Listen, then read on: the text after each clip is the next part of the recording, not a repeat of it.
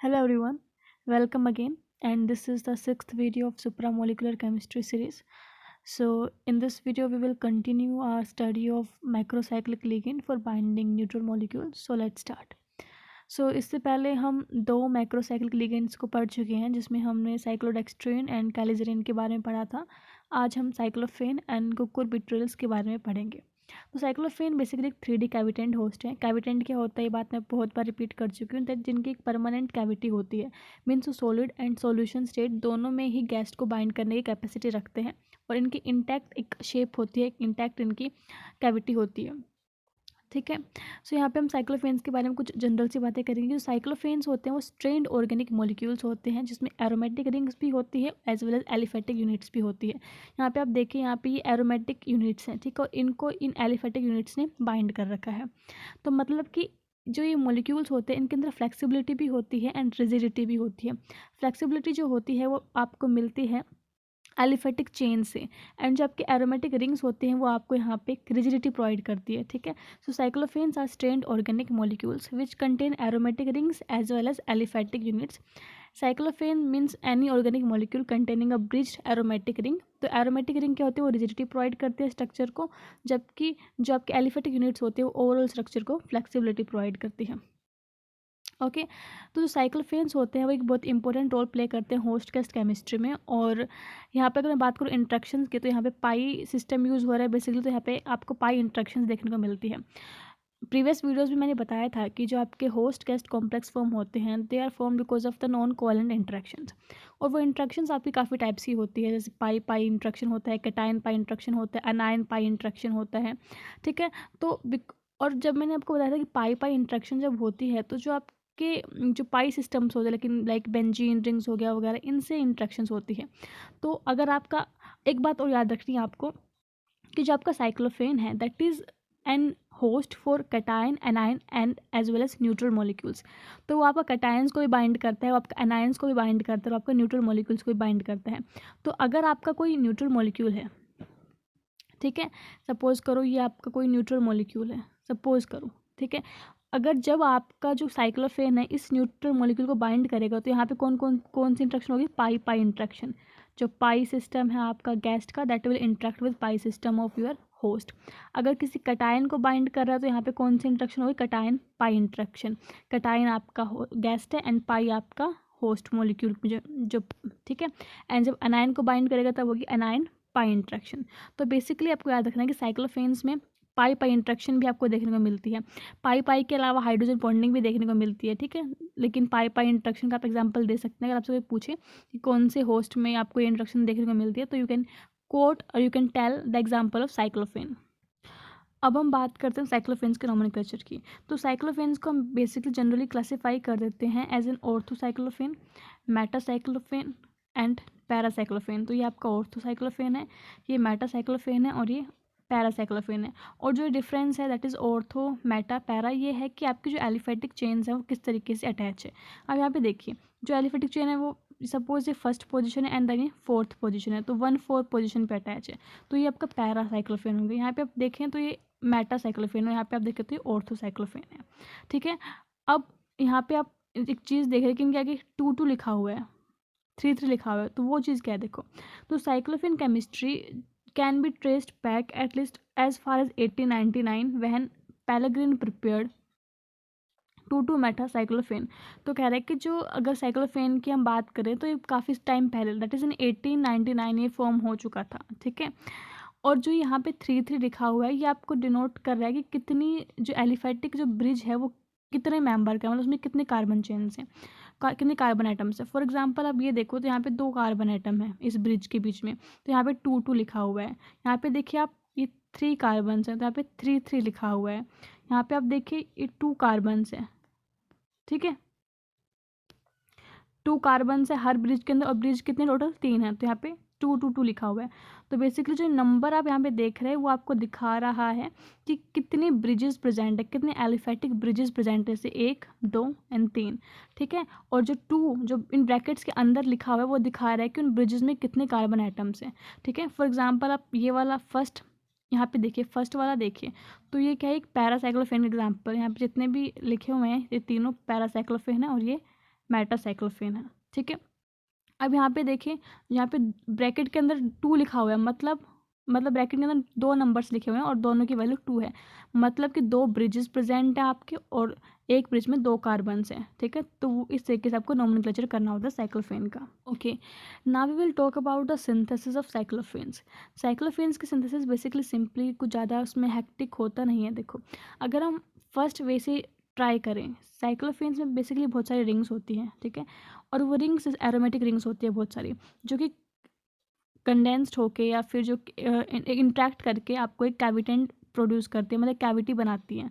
ठीक है, तो यहाँ पे प्रॉब्लम ये आती है कि सिंपली अगर हमारे पास बहुत सारी लार्ज साइज रिंग्स हैं और हम उनका क्लोजर करें, ठीक है, सिंपली अगर हम सिंथेसिस करना चाहें तो हमारे पास क्या आएगा माइंड में, काफ़ी सारी लार्ज साइज रिंग्स हैं, हमें उनको क्लोजर करना है और किन मतलब कि एलिफेटिक चेन्स फॉर्म करते हुए हमें उन रिंग्स को क्लोजर करना है, ताकि कैविटेंट, ताकि एक होस्ट, ताकि एक कैविटी फॉर्म हो जाए। ठीक है, लेकिन ये चीज़ प्रॉब्लम क्रिएट कर देती है, क्योंकि यहाँ पे आपको कंपेट करना पड़ता है किससे, ओलिगोमराइजेशन से, पॉलीमराइजेशन से। फॉर एग्जांपल, आपने एक रिएक्शन मिक्सचर लिया और उसमें बहुत सारी एरोमेटिक रिंग्स आपके पास प्रेजेंट है, you want to prepare an cyclophane, तो आप साइक्लोफेन प्रोड्यूस करना चाहते हो, मीन्स आप उनको इंट्रैक्ट करके किस तरीके से साइक्लोफेन प्रोड्यूस करना चाहते हो। लेकिन हो सकता है कि आपका कैविटेंट होस्ट फॉर्म होने की बजाय आपका क्या फॉर्म हो जाए, वो पॉलीमराइज कर जाए, वो स्ट्रक्चर्स ओलिगोमराइज हो जाए, तो ये चीज़ें प्रॉब्लमेटिक हो जाती हैं, प्रॉब्लम क्रिएट करती हैं। तो जो हम जनरली सिंथेसाइज करते हैं, that is a nucleophilic substitution involving sulphur and sulphur extrusion reactions. ठीक है, अब हम सल्फ़र को इसलिए यूज़ करते हैं क्योंकि सल्फ़र जो होता है वो ऑक्सीजन से ज़्यादा रिएक्टिव होता है because of its greater acidity. ठीक है, तो जो एज सच जो फंक्शनलिटी है आपकी वो ज़्यादा एसिडिक है एज़ कम्पेयर टू OH, इसलिए हम यहाँ पे आपका यूज़ करते हैं। तो ये आपका स्ट्रक्चर था, आपने यहाँ पे Na2S के साथ इसको रिएक्ट कराया। अब यहाँ पे देखिए, यहाँ पे आपका जो ये होस्ट टाइप कुछ फॉर्म हो चुका है, यहाँ पे सल्फर फंक्शनलिटी बीच में है, मीन्स एक थायोइथर है। ठीक है, अब हम यहाँ से सल्फर एटम को रिमूव करना चाहते हैं, तो वो हम इजीली रिमूव कर सकते हैं, या तो हम पहले हम ऑक्सीडेशन करेंगे। ठीक है, जैसे कि आपके सल्फर ऑक्साइड और सल्फर डाइऑक्साइड फॉर्म हो जाएंगे, एंड हम पायरोलिसिस करेंगे, जिससे जो सल्फर है वो आपके स्ट्रक्चर से रिमूव हो जाएगी to give the corresponding carbon carbon bonded species. तो आपने यहाँ पे वही चीज़ की है, ये आपका ओपन स्ट्रक्चर था, इसको आपने रिएक्ट करा Na2S के साथ, ये आपका क्लोज हो चुका है। आपको यहाँ से सल्फर जो थायोइथर से जो थायोइथर फॉर्म हुआ है, इसमें से यहाँ पे सल्फर को रिमूव करना है। तो फर्स्ट टाइम आप ऑक्सीडेशन कराते हो, देन आप पायरोलिसिस कराते हो। ठीक है, उसके बाद देखो यहाँ पे आपका एक साइक्लोफेन के एग्जांपल्स दिए हुए हैं और यहाँ पे आपके गैस्ड मॉलिक्यूल्स हैं, न्यूट्रल गैस्ड मॉलिक्यूल्स हैं। तो यहाँ पे आपको दिखाया हुआ है कि यहाँ पे देखिए हाइड्रोजन बॉन्डिंग भी यहाँ पे इफेक्टिव है। तो ये पाई पाई इंट्रैक्शन तो है ही, उसके साथ साथ हाइड्रोजन बॉन्डिंग्स भी है। उसके बाद चार्ज ट्रांसफर साइक्लोफेन्स की बात करते हैं। तो in addition to cyclophane host based on hydrophobic and hydrogen bonding recognization. देखो, अभी मैंने आपको समझाया ना कि जो आपकी कैविटी होती है साइक्लोफेन की, दैट इज़ हाइड्रोफोबिक, तभी तो वो न्यूट्रल मॉलिक्यूल को बाइंड कर पाती है। ठीक है, और हाइड्रोजन बॉन्डिंग की वजह से भी इंट्रैक्शंस होती हैं, पाइप पाई इंट्रैक्शन की वजह से भी होती है। लेकिन काफ़ी सारी साइक्लोफेन्स और केजेस प्रिपेयर किए गए हैं जो कि चार्ज ट्रांसफर इंट्रैक्शंस पे भी बेस है। समझ रहे हो आप बात, तभी तो ये बोला गया कि साइक्लोफेन न्यूट्रल मॉलिक्यूल्स को तो कर ही सकता है अपने अंदर फिट, वो कटायंस को भी करता है, वो एनायंस को भी करता है। तो in addition to cyclophane host based on hydrophobic and hydrogen bonding recognization, a wide range of cyclophanes and cages have been prepared based on charge transfer interaction. Now we will talk about cucurbitryls. देखो, so this is the fourth macrocyclic ligand जो कि हम discuss कर रहे हैं for the binding of neutral molecules. cucurbitryls जो होते हैं वो एक मैक्रोसाइक्लिक मॉलिक्यूल है, यू नो, और जो ये बने किसके होते हैं, ये ग्लाइकोल यूरिल की यूनिट्स होते हैं जो रिपीट होकर आपका कुकुरबिट्रिल बनाती है। यहाँ पे आप स्ट्रक्चर देखिए, तो जैसे जैसे आपको जो नंबर ऑफ ग्लाइकोल यूरिल जो यूनिट्स है वो इंक्रीज़ हो रहा है, यहाँ पे 5 यूनिट्स यूज़ हो रही है, यहाँ पे 6 यूनिट हो रही है, यहाँ पे 7 यूनिट हो रही है, वैसे ही आपके जो कैविटी का साइज़ है वो इंक्रीज़ होता जाता है। ठीक है, जो इनके जो स्ट्रक्चर है वो एक मोलिकुलर कंटेनर जैसा है, जिसके अंदर ये मॉलिक्यूल्स को बाइंड करते हैं। और जो इनका नाम है वो कैसे पड़ा है, इनका नाम पड़ा है क्योंकि इनकी शेप पंपकिन जैसी होती है। ठीक है, तो ये कुकुरबिटेकेस एक फैमिली है पंपकिन्स की, और उससे इसकी शेप रिजेंबल करती है, तो वहाँ से इसका नाम पड़ा है कुकुरबिट्रिल। कुकुरबिट्रिल थोड़ा प्रोनाउंस करने में डिफ़िकल्ट होता है, तो इसको आप CB शॉर्ट फॉर्म में बोल सकते हो। सो काफ़ी फेमस है ये, because they can bind a wide range of gas molecules, ठीक है, छोटे छोटे ऑर्गेनिक मॉलिक्यूल्स को, अमीनो एसिड्स को, पेप्टाइड्स को, प्रोटीन्स को, काफ़ी सारे गैस मॉलिक्यूल्स को बाइंड कर सकते हैं। The association of guest molecule to CBs is generally driven by ion dipole interaction. जैसे पिछले वाले में हमने पढ़ा था कि पाई पाई इंट्रैक्शंस होती है, हाइड्रोजन बॉन्डिंग होती है, तो इसमें जो मोस्टली इंट्रैक्शन आपको देखने को मिलती है non covalent interaction between an host and guest, that is an ion dipole interaction, ठीक है। दूसरे भी क्लासिकल और नॉन क्लासिकल हाइड्रोफोबिक इफेक्ट्स होते हैं, बट जो प्राइम इंट्रैक्शन आपको यहाँ पे देखने को मिलती है in the case of CBs, that is ion dipole interaction. Cyclophane के केस में वो पाई पाई इंट्रैक्शन देखने को मिल रही थी, ठीक है। रिसेंट ईयर्स की अगर हम बात करें तो C P has come out as an attractive macrocyclic host, क्योंकि एक तो काफ़ी सारे गैस मॉलिक्यूल्स को ये बाइंड कर सकता है इन हिज कैविटी, ठीक है। तो मेडिसिनल केमिस्ट्री में और केमिकल बायोलॉजी में इसका काफ़ी सारा यूज़ हो रहा है, ठीक है। और अगर हम बात करें बाइंडिंग कांस्टेंट की, जो बाइंडिंग कांस्टेंट है सी बी एस के केस में वो काफ़ी हाई है अगर हम दूसरे गैस से कंपेयर करें तो, राइट। और सबसे इम्पोर्टेंट बात यह है कि जो सीबीज हैं वो नॉन टॉक्सिक हैं और हाईली बायोकम्पैटिबल हैं, मतलब कि काफ़ी सारे फेवर्स हैं जो इसके यूजेस को प्रमोट करते हैं। फॉर एग्जाम्पल बायोकम्पैटिबल है, ठीक है, मीन्स आपके लिविंग टिश्यूज़ को भी हार्म नहीं करता। थर्डली इसका जो बाइंडिंग कॉन्स्टेंट की वैल्यू वो काफ़ी हाई है, ठीक है। फोर्थ, काफ़ी डिफरेंट गैस कैटेगरीज को अपने अंदर इनकॉर्पोरेट कर सकते हैं। तो इस सारे काफ़ी रीजन है जो कि प्रमोट करते हैं कि हम सीबीज को यूज़ करें एज एन माइक्रोसाइक्लिक लिगेंड। अब यहाँ पे ये आपको ग्लाइकोल यूरिल की यूनिट गिवन है, यहाँ पे आप देख सकते हैं कि जो आपका सेंटर है that will act somehow as an hydrophobic cavity, ठीक है, क्योंकि ये कार्बन है आपके, और जो ऊपर है वहाँ पे कार्बोनल यूनिट्स देखने को मिल रही हैं, ठीक है। इधर आप कोई चीज़ क्लियर हो जाएगी, जो यहाँ पे सेंट्रल कैविटी है that is N hydrophobic cavity, जो ऊपर है वो कार्बोनल पोर्टल्स हैं, ठीक है। अब हम बात करते हैं सिंथेसिस ऑफ सीबीज की।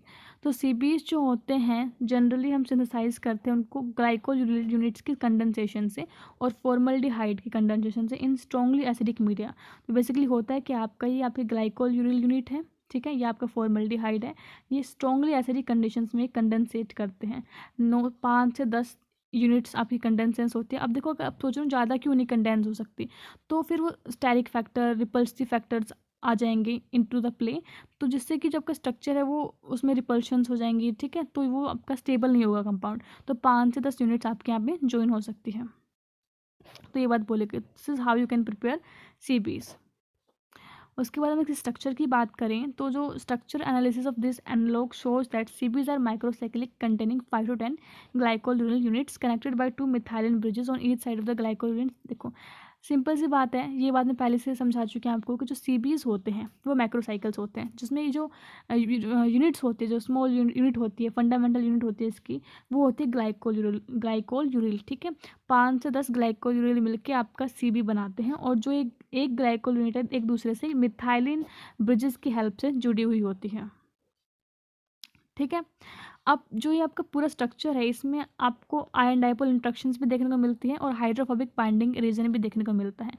तो जो आपका सेंट्रल एरिया होता है, ठीक है, वो आपका हाइड्रोफोबिक रीजन होता है, जब कार्बोनल वगैरह या आपके आयन डाइपोल इंट्रैक्शंस के लिए रिस्पॉन्सिबल होते हैं। तो यहाँ पे आप लाइन पढ़े आपको सारी चीज़ें क्लियर हो जाएगी।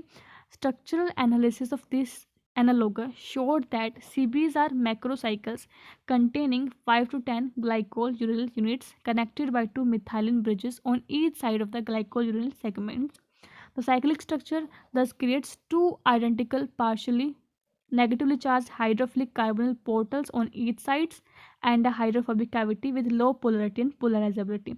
तो याद रखना जो आपके ऊपर के और नीचे के जो ये एरिया है दैट कंटेन्स कार्बोनल पोर्टल्स, ठीक है। अभी कार्बोनल है तो दैट इज हाइड्रोफिलिक, और सेंट्रल में जो आपकी कैविटी है वो CH2 यूनिट्स से बनी हुई है, और CH2 यूनिट्स आपकी ग्लाइकोल यूनिट को जोड़ रही है। फॉर एग्जांपल एक CH2 यूनिट है, ये ग्लाइकोल यूरिल यूनिट है, ठीक है। फिर CH2 यूनिट है, CH2 यूनिट है, फिर एक ग्लाइकोल यूरिल यूनिट है। तो ऐसे चीज़ें चल रही हैं सेंटर के बीच में, ठीक है। अभी ग्लाइकोल यूनिट जो ये जुड़ रही है ऊपर यहाँ पे कार्बोनल है, तो बेसिकली आई थिंक आपको चीज़ समझ में आ रही होंगी कि सेंटर में क्या है, CH2 यूनिट्स हैं, वो हाइड्रोफोबिक इन्वायरमेंट प्रोवाइड कर रही हैं, ऊपर और नीचे यहाँ पे कार्बोनल यूनिट्स हैं वो हाइड्रोफिलिक स्ट्रक्चर प्रोवाइड कर रही हैं। उसके बाद हम बात करते हैं host guest chemistry in CBs. देखो so the cavity of the cucurbiturils, हम इसको सीबीज ही बोलते हैं क्योंकि थोड़ा बार बार इसको प्रोनाउंस करते हैं तो थोड़ा अटक जाती हूँ मैं, ठीक है। तो जो कैविटी है सीबीज की वो नॉन पोलर है and that is ideal for binding the hydrophobic guest, means आपके जो न्यूट्रल गैस होते हैं, जो आपकी न्यूट्रल मॉलिक्यूल्स होते हैं, उनकी बाइंडिंग के लिए एक अप्रोप्रिएट साइट है।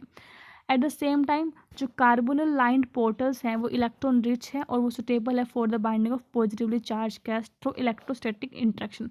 So here you can see कि एक ही गैस है वो न्यूट्रल मॉलिक्यूल्स के लिए भी सुटेबल है and the same gas is also suitable for the positively charge gas because of its structure, ठीक है। तो एक ही प्लस पॉइंट यहाँ पे आपको देखने को मिल गया। The CB cavity provides a hydrophobic void for the binding of neutral hydrophobic molecules, while the two identical carbonyl rims represent docking sites for positively charged groups. और मोस्टली केसेस में जो कटाइन वो बाइंड करता है वो अमोनियम कटाइन होता है, ठीक है। The complexation of hydrophobic residues inside the cavity is associated with the release of high energy water molecules from the CB's cavity, which contributes to the high association constant. तो जब आपकी जो कैविटी है CB की, जब वो किसी neutral molecule को बाइंड करती है तो क्या होता है, आपका वाटर मॉलिक्यूल रिलीज होता है और काफ़ी सारी एनर्जी रिलीज होती है। अब आपको पता है कोई भी मॉलिक्यूल जब एनर्जी रिलीज करता है तो वो ज़्यादा स्टेबल बनता है, क्योंकि जिस भी कंपाउंड के पास ज़्यादा एनर्जी होती है वो बेसिकली स्टेबल नहीं होता है और आफ्टर लूजिंग एनर्जी वो स्टेबल हो जाता है। तो आप बोलते हो ना कि अगर कोई लो एनर्जी सिस्टम है तो वो स्टेबल है, और इसका प्रैक्टिकली भी समझ सकते हो, हाई एनर्जी होगी तो ऐसे पागलों की तरह घूमता रहेगा। आप किसी बच्चे को देखो उसमें बहुत ज़्यादा एनर्जी हाई होती है तो वो एक जगह टिकता नहीं है, मतलब वो स्टेबल नहीं होता है, ठीक है। और अगर उसकी एनर्जी कम हो गई तो थक के बैठ जाएगा, मतलब स्टेबल हो गया। तो ये चीज़ यहाँ पे केमिस्ट्री में भी है। तो जब आपका जो एसोसिएशन की वजह से, मतलब कि आपका CB है, इसके अंदर आपका गैस मॉलिक्यूल लगे फिट हो गया and because of its association आपकी एनर्जी रिलीज हो रही है, तो इट मीन्स आपके स्ट्रक्चर को स्टेबिलिटी मिल रही है वहाँ पे। अब आपके स्ट्रक्चर को स्टेबिलिटी मिल रही है तो जो कांस्टेंट होगा, एसोसिएशन कांस्टेंट होगा, जब बाइंडिंग कांस्टेंट होगा उसकी वैल्यू ज़्यादा होगी, और अगर वैल्यू ज़्यादा होगी इट मीन्स आपका कॉम्प्लेक्स स्ट्रॉन्ग है, स्टेबल है, तो वो चीज़ आपकी फेवर करेंगे for the formation of host gas complex, ठीक है। अब नेक्स्ट बात हमें बोली गई है कि जो गैस मॉलिक्यूल की शेप है, गैस मॉलिक्यूल की साइज़ है, वो भी काफ़ी हद तक बाइंडिंग प्रोसेस को इफेक्ट करता है। ये हम प्रीवियस वीडियो में पढ़ चुके हैं कि प्री ऑर्गेनाइजेशन वगैरह हम देख चुके हैं, ठीक है। अब कह रहा है कि an ideal binding is generally obtained when the guest volume is around 55%, मतलब ये आपकी CB की कैविटी है, ये आपके CB की कैविटी है। तो अगर आपका गैस बहुत छोटा है तो यहाँ पे वो इजीली फिट नहीं हो पा रहा, तो बाइंडिंग इतनी अच्छी होगी नहीं। तो कह रहा है कि गैस की वॉल्यूम जो है, गैस की जो साइज़ है वो कम से कम 55% तक तो होना चाहिए अगर हम इसको इनर कैविटी ऑफ CB से कंपेयर करें, ताकि बाइंडिंग जो है वो स्ट्रॉन्ग हो, इफेक्टिव हो, ठीक है। उसके बाद एक बात बोली गई यहाँ पे, देखिए अब यहाँ पे बोल रहा है कि अगर हम डिफरेंट CB होमोलॉग्स को कंपेयर करें, जैसे CB5 हो गया, CB7 हो गया, CB10 हो गया, तो सबसे ज़्यादा जो एसोसिएशन कॉन्स्टेंट फाइंड आउट हुआ है दैट इज़ 7.2 × 10⁻17 मोलर इनवर्स। और वो किन के बीच में फाइंड हुआ है, CB7 जब आप कुकुरबिटल 7 यूज़ करते हो और एज अ गैस मॉलिक्यूल आप यूज़ करो डाइमेंटेन डाइअमोनियम को, ठीक है। जितने भी CB होमोलॉग्स हैं उसमें से CB7 जो है वो गैस मॉलिक्यूल्स को बहुत ही हाई बाइंडिंग एफिनिटीज़ के साथ बाइंड कर सकता है। एंड अकॉर्डिंग टू मी जो भी इंपॉर्टेंट टॉपिक्स थे वो मैंने कवर कर लिए हैं। अगर कोई टॉपिक है सुप्रा मॉलिक्यूल से रिलेटेड दैट यू थिंक कि मुझे कवर करना चाहिए इस सीरीज़ में, so let me know in the comment section. And इससे ज़्यादा बस एप्लीकेशंस रह गई हैं जो मैं बहुत बार रिपीट कर चुकी हूँ हर वीडियो में, कि इनकी एप्लीकेशंस ड्रग डिलीवरी में है। काफ़ी बार क्या होता है, कोई न्यूट्रल मॉलिक्यूल है वो डिज़ोल्व नहीं होता किसी सॉल्वेंट में, किसी सॉल्यूशन में, तो हम उसको बाइंड करके एक घोस्ट के साथ उसको डिज़ोल्व करवाते हैं, मतलब सोल्युबिलिटी इंक्रीज़ कराते हैं। तो मेडिसिनल फील्ड में इसकी इंपॉर्टेंस होती है, फूड इंडस्ट्री में इसकी इंपॉर्टेंस होती है, ड्रग डिलीवरी में इसकी इंपॉर्टेंस होती है, तो सारी चीज़ें हैं, ठीक है। So this is all about this video. Thank you so much for watching.